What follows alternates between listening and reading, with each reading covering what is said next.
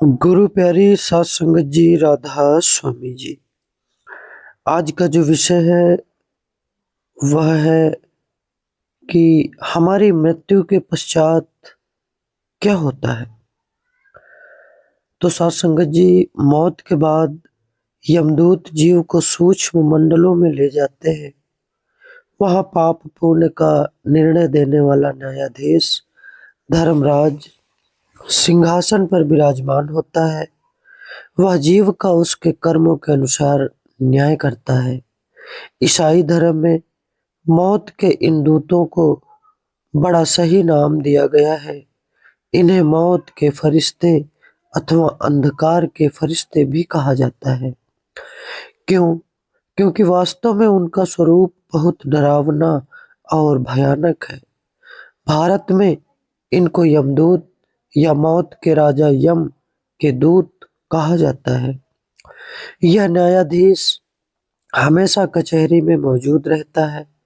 वहां किसी जेल खाने के अंधेरे कमरे में लंबी प्रतीक्षा नहीं करनी पड़ती। कोई भी उनके फैसले को चुनौती नहीं दे सकता।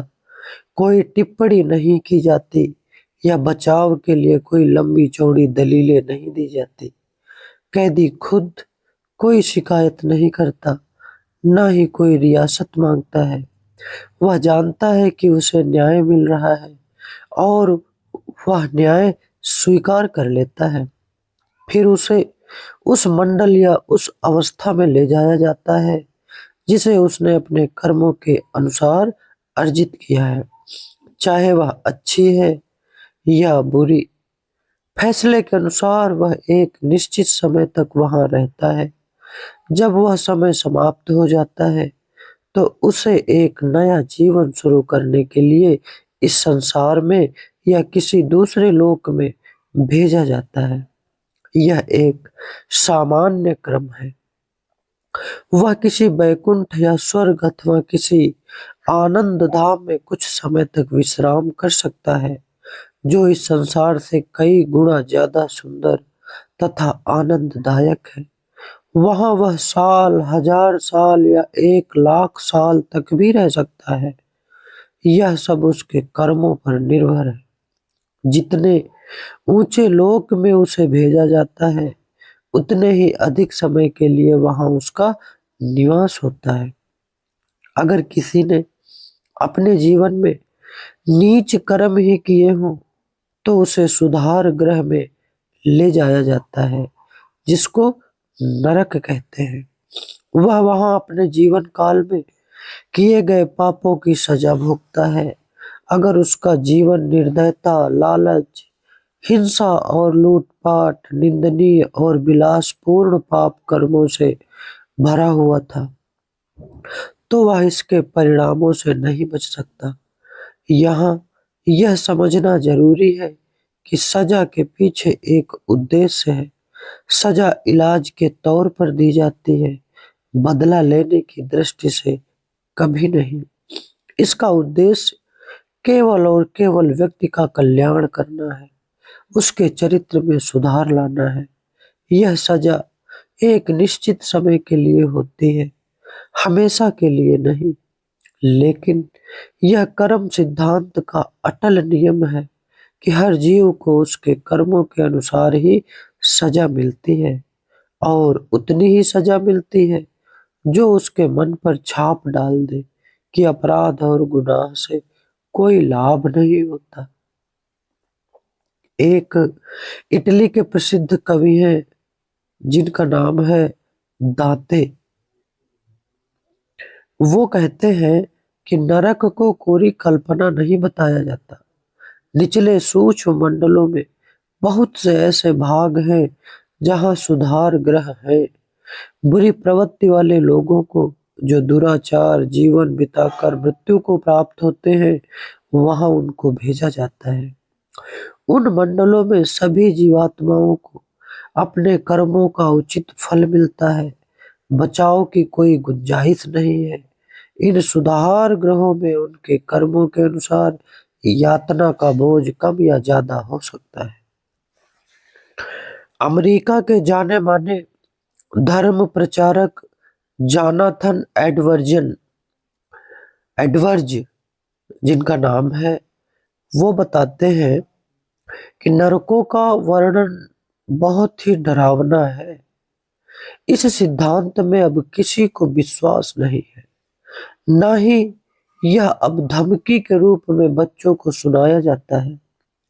कहा जाता है कि एडवर्ज अपने धार्मिक प्रवचनों में नरक का तरह तरह से ऐसा सजीव चित्रण करता था कि चर्च में बैठे लोग नरक में गिरने से बचने के लिए डर के मारे बेंचों को पकड़ लेते थे। हालांकि इस उपदेश को बाइबल का आधार प्राप्त था, इसलिए हम एडवर्ज को ही दोष नहीं दे सकते। वह निष्ठावान था। मैं खुद भी इसका प्रचार करता रहा।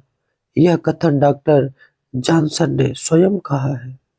परंतु डॉक्टर जॉनसन जी कहते हैं कि मैंने देखा है कि बहुत से लोगों ने कभी इसे को गंभीरता से नहीं लिया। आज के धार्मिक लोग अपने धर्म को नरक से बिल्कुल अलग रखना चाहते हैं। यह धार्मिक कट्टरता का बिल्कुल ही दूसरा पक्ष है। इस समस्या को समझकर इसका उचित हल ढूंढना ही होगा। तथ्य तो तथ्य ही है, चाहे हम उनसे सहमत हों या ना, हमें उनका सामना करना ही होगा। सतगुरु इसका उचित हल जानते हैं। वे जानते हैं कि सभी जीवात्माओं को अगले जन्म में वही मिलेगा जो उन्होंने अर्जित किया है, और उन्हें अपने कर्मों के कर्ज का भुगतान करना ही होगा। अगर उनके मन बुराई से भरे हुए हैं तो किसी न किसी तरीके से उस बुराई का नाश करना ही होगा। वह प्रेम स्वरूप परमात्मा पाप कर्म करने वाली जीवात्मा को बड़े प्रेम से सुधारने का, उसके मन को निर्मल करने का और उसे ऊंचे मंडलों में ले जाने का प्रबंध करता है। इलाज के तौर पर दी जाने वाली दवा और अनुशासन में रख कर दी जाने वाली सजा उसकी ट्रेनिंग है। फिर यह सुधार अन्य किसी तरीके से नहीं किया जा सकता, क्योंकि अपने आचरण के सुधार के बाद जीव बुरी प्रवृत्तियों से पुनः प्रभावित नहीं होता। इसलिए जब जीव की ट्रेनिंग और अनुशासन का समय पूरा हो जाता है तो उच्च मंडलों पर जाने की तैयारी शुरू कर देता है। अब कोई भी व्यक्ति जब अपना अगला जीवन आरंभ करता है, वह सजा द्वारा अनुशासित और विनम्र हो चुका होता है। उसका झुकाव दया और अच्छे कर्मों की ओर होता है। उसे अच्छे कर्म करने का मौका भी मिलता है। ट्रेनिंग के उन खंडों में निराशा या मृत्यु जैसा कुछ नहीं है। क्यों? क्योंकि इस सजा या दंड में दया भाव और अथाह प्रेम भी है। वह दंड अपने हित के लिए भोगता है। यदि वह दंड का अधिकारी न होता तो उसे कभी दंड ही न दिया जाता। वह परमपिता परमात्मा पाप कर्म करने वाली जीवात्मा का साथ कभी नहीं छोड़ता, यहाँ तक कि उसके बुरे समय में भी उसका साथ नहीं छोड़ता है। सूक्ष्म मंडलों में जब जीव के सुधार का समय समाप्त हो जाता है तो उसे अपने कर्मों का बोझ समाप्त करने के लिए इस पृथ्वी पर किसी निचले स्तर के जीवन में उसको फिर से जन्म लेना पड़ता है। अगर उसने अपना जीवन बहुत नीच दुराचार पूर्ण और निंदनीय पाप कर्म करते हुए बिताया था तो उसे सख्ती से अनुशासित और विनम्र करने के लिए किसी पशु योनि में भी भेजा जा सकता है, जहां यह बुरी तरह अपमानित होता है और सजा भुगतता है। लेकिन किसी भी स्थिति में उस आत्मा की ज्योति अनंत प्रकाश की छोटी सी चिंगारी कभी नहीं बुझती। यह ज्योति कुछ देर के लिए छिप जरूर जाती है या कम भी हो जाती है। एक पशु के मस्तिष्क के अनुरूप मन का दायरा भी छोटा हो जाता है। जब वह फिर से मनुष्य योनि में आता है तो मन स्वाभाविक रूप से नए मस्तिष्क के अनुरूप फैल जाता है। हम कह सकते हैं कि पशु के मस्तिष्क में सीमित हुआ मन अंधकार से भर जाता है, कैद हो जाता है और इसका प्रकाश कम हो जाता है।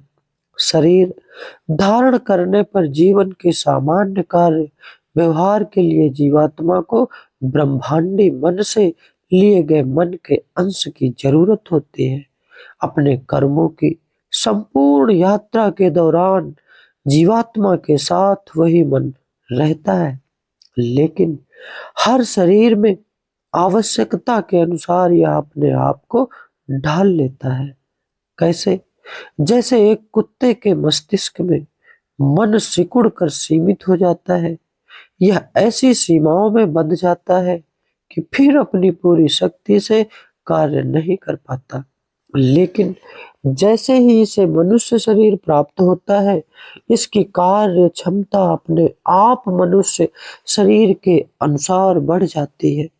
मनुष्य का मन मस्तिष्क की तंग सीमाओं से मुक्त हो जाता है और उच्च मंडलों पर कार्यशील होने के लिए इसकी पूरी शक्तियों का विकास हो जाता है। एक जिज्ञासु है जो पूछते हैं कि जब कोई व्यक्ति दूसरे का अन्याय झेलता है तो इसका क्या कारण है? तो इसका सीधा सा जवाब है कि निर्दोष व्यक्ति द्वारा किसी दूसरे का अन्याय झेलने जैसी कोई बात नहीं होती। आओ इसको स्पष्ट करते हैं और भली भांति इसको समझने का प्रयास करते हैं। ऐसा केवल दिखाई देता है कि किसी निर्दोष व्यक्ति के साथ अन्याय हो रहा है, क्योंकि हम पूरे नाटक को नहीं देख सकते। हम केवल अलग अलग दृश्यों को देखते हैं, अलग अलग घटनाएं देखते हैं जिनके अंश एक दूसरे से जुड़े हुए नहीं लगते हैं। याद रखें कि कर्म का यह नियम बड़ा ही सर्वव्यापी नियम है।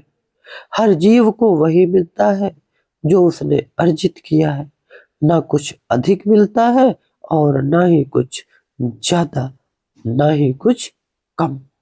किसी निर्दोष व्यक्ति के द्वारा निर्दयी और क्रूर इंसान के हाथों कष्ट झेलने जैसी कोई बात ही नहीं है। इसलिए रचयिता को दोषी कभी नहीं ठहराया जा सकता। कई मामलों में ऐसा लगता है कि हमारे साथ बड़ा अन्याय हो रहा है, फिर हमें वास्तविकता का पता कैसे चल सकता है? जो आंतरिक मंडलों में जाने के योग्य हैं, वे इस नियम को कार्यशील होते हुए देख सकते हैं। अगर इस जन्म में नहीं तो किसी पूर्व जन्म में उस निर्दोष व्यक्ति ने ऐसा कुछ किया होगा जिसका फल वह इस जन्म में भुगत रहा है। यह असंभव है कि बिना कारण कोई अन्याय सहता रहे। हालांकि अक्सर ऐसा लगता है कि किसी को घोर अन्याय झेलना पड़ रहा है, परंतु जैसा कि पहले भी कहा जा चुका है कि हम पूरे नाटक के एक हिस्से को ही देख पाते हैं। जो कुछ भी किसी को मिलता है उसने अपने कई जन्मों की लंबी यात्रा के दौरान कभी न कभी उसे अर्जित किया होता है। जब ऐसा लगता है कि कोई किसी के साथ अन्याय कर रहा है, या यूं कहें कि वह हर दृष्टि से अन्याय ही नजर आता है, तो याद रखें कि अन्याय झेलने वाले ने कभी ऐसा कोई कर्म अवश्य किया होगा। फिर भी यह तथ्य उस व्यक्ति को कर्म से मुक्त नहीं कर सकता जो उसको दंड दे रहा है। फिर भी उसे उस कर्म से मुक्त नहीं किया जा सकता। हाँ, माना कि वह आंख के बदले आंख के नियम का पालन कर रहा था, फिर भी उसे प्रेम और दया से काम लेना चाहिए था। यदि वह ऐसा करता तो वह स्वयं अच्छे कर्म का भागी बन जाता, परंतु ऐसा ना करके उसके कर्ज का बोझ और बढ़ जाएगा जो उसे किसी और समय चुकाना ही पड़ेगा। हाँ, ऐसा हो सकता है कि जो व्यक्ति अन्याय कर रहा है उसने किसी पिछले जन्म में कष्ट झेला हो, वह उसी के बदले में कोई अन्यायपूर्ण कार्य कर रहा हो, परंतु हमारे सीमित दृष्टिकोण के कारण ऐसे लेन देन बहुत जटिल प्रतीत होते हैं। परंतु बुराई का बदला अच्छाई से दिया जा सकता है तो अंत में भला ही होता है। किसी भी स्थिति में किसी व्यक्ति का दूसरे को चोट पहुंचाना उचित नहीं कहा जा सकता, चाहे दूसरे ने कभी उसे चोट पहुंचाई भी हो। किसी भी दशा में बुराई का बदला बुराई से देना उचित नहीं हो सकता। बुराई करने वाले को हर हालत में अपने बुरे आचरण के लिए कष्ट झेलना पड़ेगा, चाहे वह कष्ट किसी दैवी घटना द्वारा ही क्यों न आए, जैसे कि तूफान या रेल दुर्घटना द्वारा, जिसके लिए कोई व्यक्ति जिम्मेदार नहीं होता। तूफान के कारण उस व्यक्ति का घर नष्ट हो सकता है और वह पूरी तरह घायल हो सकता है। कर्मों का बोझ कई बार इस तरीके से भी चुकाया जा सकता है। बुरे कर्म की नैतिक जिम्मेदारी इसलिए कम नहीं होती कि इससे पीड़ित व्यक्ति ने अपने किसी पिछले जन्म में ऐसा बुरा प्रारब्ध अर्जित किया था जिसका उसे अब ज्ञान नहीं। स्मरण रहे कि कर्मों के भुगतान का समय जरूर आएगा और यह समय आम तौर पर अनजाने में ही नहीं आ जाता है। दोनों पक्ष इसके प्रति सचेत नहीं होते। जिसकी आंतरिक दृष्टि खुली है केवल वही इसको देख सकता है। सत्संगत जी, हम अगले वीडियो में आप लोगों के सामने निष्काम कर्म कैसे करें इस विषय के साथ अगले वीडियो में उपस्थित होंगे। तब तक के लिए आप लोग हमें इजाजत दें। गुरु प्यारी सात संगत जी, आपको मेरी तरफ से प्रेम प्यार भरा राधा स्वामी जी।